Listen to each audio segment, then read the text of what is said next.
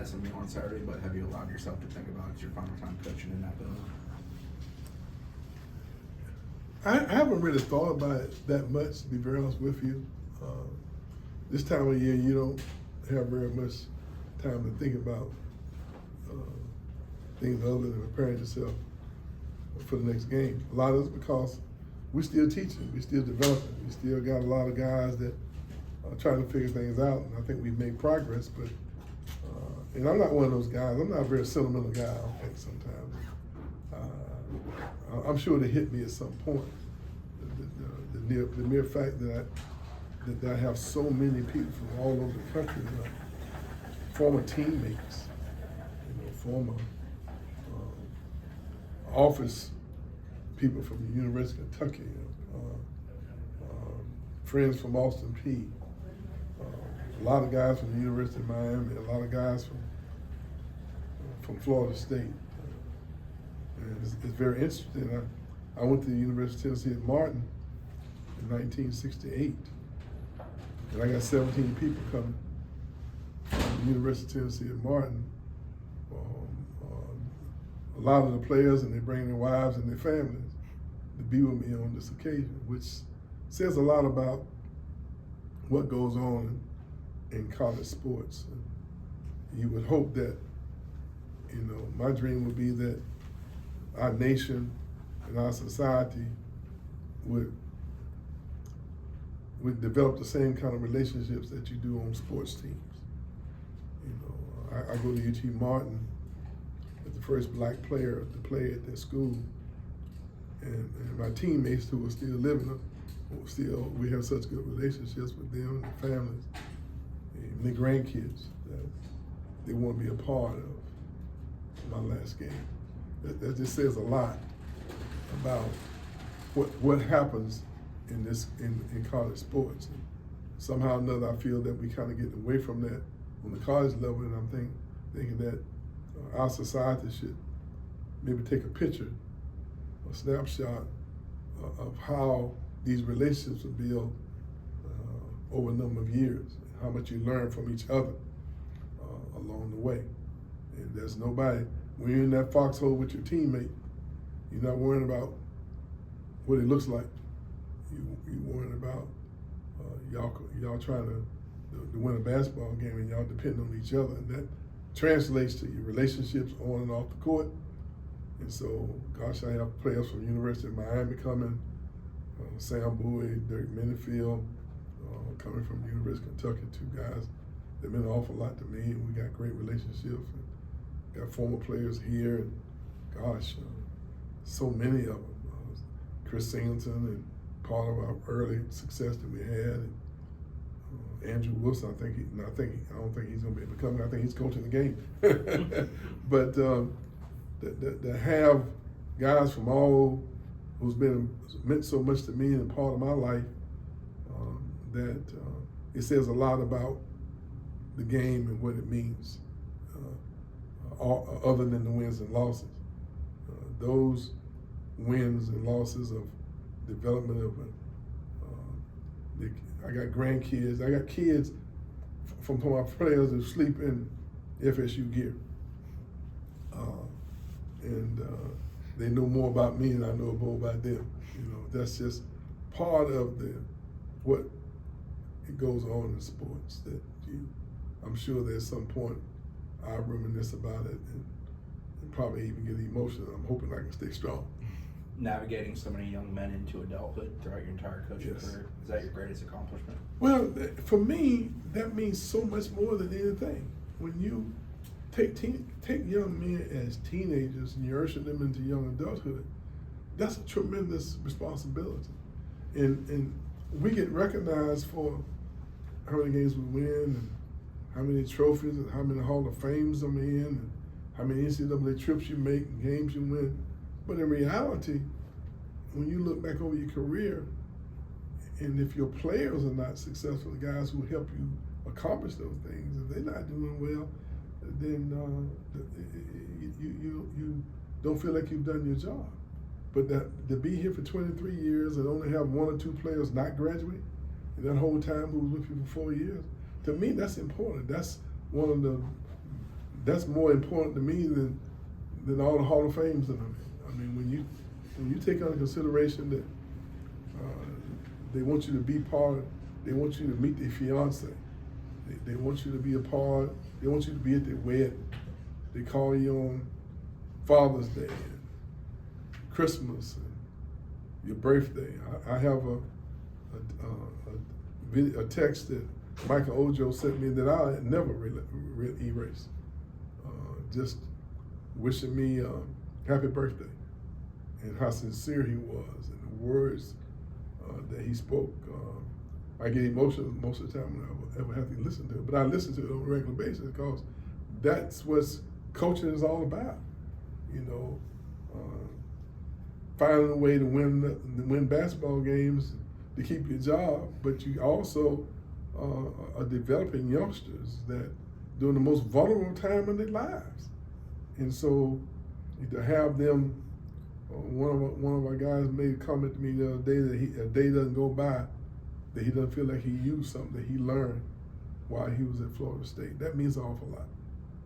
Kind of in that similar regard, obviously you've taught a lot of these guys and helped them develop, but for yourself personally, what have they been able to teach you? I know it's a give and a take, and what kind of impact, you know, you're sitting in front of a wall of guys in the NBA, you talk about the guys who graduated and all that. What kind of impact have they had on Leonard Hamilton? Well, it's amazing when you go through this journey that you realize how important the relationships mean. And it even makes you feel a sense of pride when you look back at these guys and see how well they're doing. A guy like Wyatt Wilkes is a successful businessman. You got guys, Gates was a graduate assistant in our program. You see the success that he's having. How many guys that have gone on and used what they learned in your environment to help be successful people. And that gives you a sense of pride. And you can't take those things for granted. You understand how blessed you are to even have the opportunity to work with people like this. It's just, and you take a lot of pride in making sure you maintain those relationships, and for them to feel comfortable with you, that when they have these major decisions in their life, they want to call you and discuss them with you. You know, whether financially or making decisions about their career. You realize that these coaching jobs have a lot more responsibility than sometimes meets the public eye. On the court, with what you did with this program, cut down nets, winning ACC championships, NCAA tournaments, is there a singular moment that stands out to you over your time here on the court that, you know, is the best of the best for you? Well, to be very honest with you, I remember President Thrasher throwing my players basketball when they walk across the stage and get their degrees. That's probably one of the most highlights that I've enjoyed, just knowing that we haven't lost our perspective on what's really, really important. Do you have an appreciation that you've won at 3 football-centric schools and you've built a basketball culture here over 23 years too? Well, you know, you go back and you look at you try to identify what's really, really important. And I was so fortunate as a youngster, 23-year-old, going to Austin Peay and then being given the responsibility of a full-time assistant coach when you're 23 years old, in the program that's picked to finish last in the league. That was just such a unique and special opportunity, working for a guy like Lake Kelly that I learned so much from, not only from a basketball standpoint, but just by how to relate to players and how to treat youngsters and how to help develop them. And those experiences that I learned from Austin Peay allowed me to be more successful at the University of Kentucky. And so then it's time for me to become a head coach, and all the experiences that I had that helped me develop the philosophy that I felt that would help us win games, but also help us win in the game of life. I feel so very fortunate. I always tell people I feel like my steps been ordered by the Lord, because at every turn I had challenges that we had to overcome.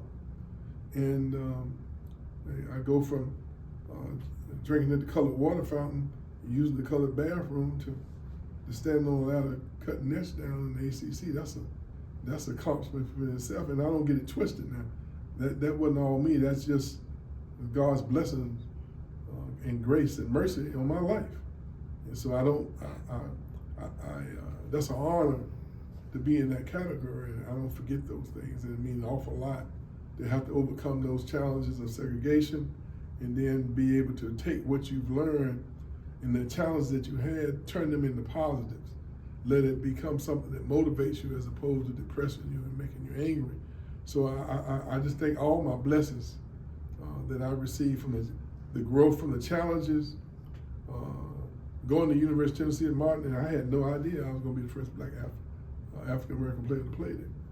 But I was prepared for it. And I think that's because of the life lessons that I learned from my parents, and never living more than 30, 40 yards from my church, and being a part of every time the door opened, being a part of it, you develop I think what you call a solid moral compass that allows you to make the right kind of decisions in your life.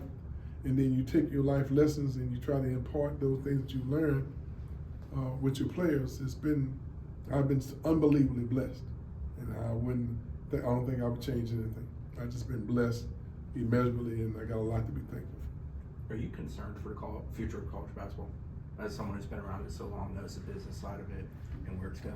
I do have a lot of questions about college basketball, specifically, but college sports in general, because as we talk about the ills or the challenges that we're going through now, one thing that's never really mentioned is the fact that if there are 3,000 or 4,000 kids that put their name in the portal, close to 40% of them won't get a scholarship offer. So over a 4, 5, 6 year period, you got close to 6,000 players running around without an opportunity to finish the education on a scholarship. And unfortunately, I'd say 85 to 90% of them are black. Kids who can less afford to not get the education. But somehow or another, that's been lost in the shuffle. We worry about we complain about the NIL and the changing every year and this and that. But what about those guys who losing their opportunities because this atmosphere has been created where the grass always looks greener on the other side? And what are we doing to make sure those guys don't get lost in the shuffle? So now if you add that up over a 10-year period, how many lives have we negatively affected by creating this, whatever the situation that we've created, this atmosphere that has allowed us to concentrate on a whole lot of other things other than getting that education. And I realized, for me personally, education has been, getting my education was the most important thing that I've ever done. My father always told me that you can't go very far in life without getting education. My father dropped out of school in the 9th grade, and he was always challenged and really bitter about the fact that he was always training college graduates how to do their job. But because of his lack of education, he could not be paid the same thing. And so he encouraged me, but he also let me know he didn't have one dime that he could afford to help me with getting my education. I had to figure it out myself. But me getting my degree, at 23, I adopted my brother Willie. And I helped him go through school. He goes to school, he gets his degree, he meets his wife in school, and she gets her degree, and both his kids go to college. And the same thing with my sister Pam. I adopted my brother Barry. He didn't have kids, but my sister Pam, she goes to college, and I adopted her when she was 14 because I could afford to do it. And her son goes to college, and my brother Willie, gosh, both his kids go to college. And so my point is that getting your education is so very important, and somehow or another, that's the least thing we talk about in this day and time about college athletics, especially basketball.